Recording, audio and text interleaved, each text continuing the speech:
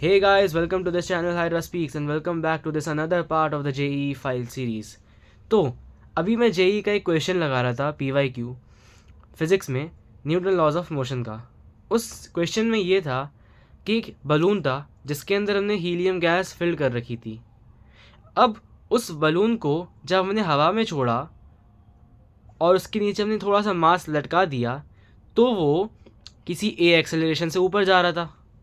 अब भाई देखो एक्सेलरेशन से ऊपर क्यों जा रहा था वो, क्योंकि उसके अंदर जो हीलियम थी वो लाइट वेट गैस थी। तो इसी वजह से सराउंडिंग एयर से हल्का होने की वजह से ऊपर की तरफ एक सूडो फोर्स हमें दिख रहा था होते हुए कि भाई एक फोर्स की वजह से वो ऊपर जा रही है।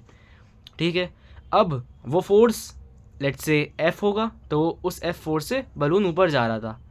अब उस क्वेश्चन में ये कहा गया कि अगर वो एफ फोर्स लगाने के बाद बलून एम मास के साथ ऊपर जा रहा है ए एक्सेलरेशन के साथ, तो बताओ अगर हम चाहते हैं कि वो बलून 3a एक्सेलरेशन के साथ ऊपर जाए तो हमें क्या करना पड़ेगा। तो देखो दो ऑप्शन होते हैं, या तो हम उसका फोर्स बढ़ा दें ताकि फोर्स ऊपर ज़्यादा लगेगा तो वो ऊपर ज़्यादा जल्दी से जाएगा, ज़्यादा एक्सेलरेशन से जाएगा, और दूसरा ऑप्शन ये होता है कि हम उसके अंदर जो हमने मास लगाया हुआ था उसे कम कर दें। मास कम कर देने से क्या होगा, फोर्स पे तो कोई फ़र्क नहीं पड़ेगा, फोर्स उतना ही लगेगा, लेकिन क्योंकि मास नीचे से कम हो गया हमारा, नीचे जो हमारा मास था, जो ग्रेविटेशनल पुल था, वेट हो गया उसका कम, तो ऊपर वाला फोर्स उसे ज़्यादा एक्सेलरेशन से खींच देगा। तो ये क्वेश्चन फिज़िक्स का JEE PYQ है एक। तो ये एक हमें लाइफ लेसन ये सिखाता है कि अगर आपको ज़िंदगी में ऊपर जाना है, ज़िंदगी में अगर आपको ग्रो करना है, तो ज़रूरी नहीं है कि हर बार आपको फोर्स बढ़ाना हो ऊपर जाने के लिए। हर बार आपको ज़रूरी नहीं है कि आपको हर बार मेहनत ज़्यादा करनी हो। कई बार हम ऐसी चीज़ें भी करते हैं जो हमें ऊपर जाने से रोकती है।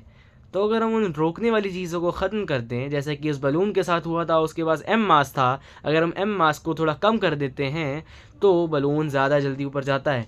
उसके ऊपर हमने फोर्स उतना ही लगाया है, फोर्स पे फ़र्क नहीं पड़ा, लेकिन क्योंकि उसका बोझ कम हुआ है इसीलिए वो ज़्यादा ऊपर गया है।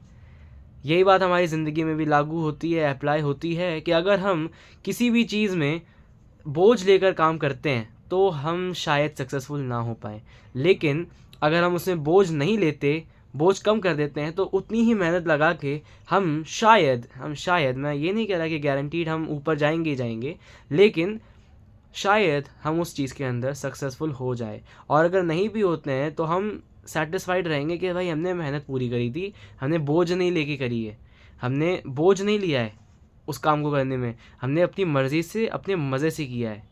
यही रीज़न है कि भाई मैं JEE मेंस की तैयारी कर रहा हूँ तो मैं बोझ लेके नहीं कर रहा। Just because I am in 12th class तो मैं सोच रहा हूँ कि भाई कर लेते हैं तैयारी, क्या दिक्कत है। इसलिए इस चैनल पे मैं तैयारी करता हूँ, और साथ ही साथ इस चैनल के ऊपर मैं डॉक्यूमेंट भी करता हूँ कि मैंने क्या क्या चीज़ें सीखी हैं अपनी प्रिपरेशन के अंदर, और मैं क्या क्या रोज़ एक्टिविटीज़ करता हूँ JEE मेंस को टारगेट करने के लिए। मेरे जो रोज़ टारगेट्स होते हैं उनको कैसे अचीव करता हूँ, तो वो सारी सीरीज़ इसी में चल रही है JEE फाइल्स पर, तो वो भी आप जाके देख सकते हो। इस वीडियो में मैंने सोचा कि चलो एक क्वेश्चन आया है मेरे सामने, इससे मुझे एक चीज़ सीखने को मिली है, तो चलो यहाँ पे आके थोड़ा बता देते हैं, इसीलिए मैंने बता दिया। So yeah this was me Hydra, welcome to this channel Hydra speaks.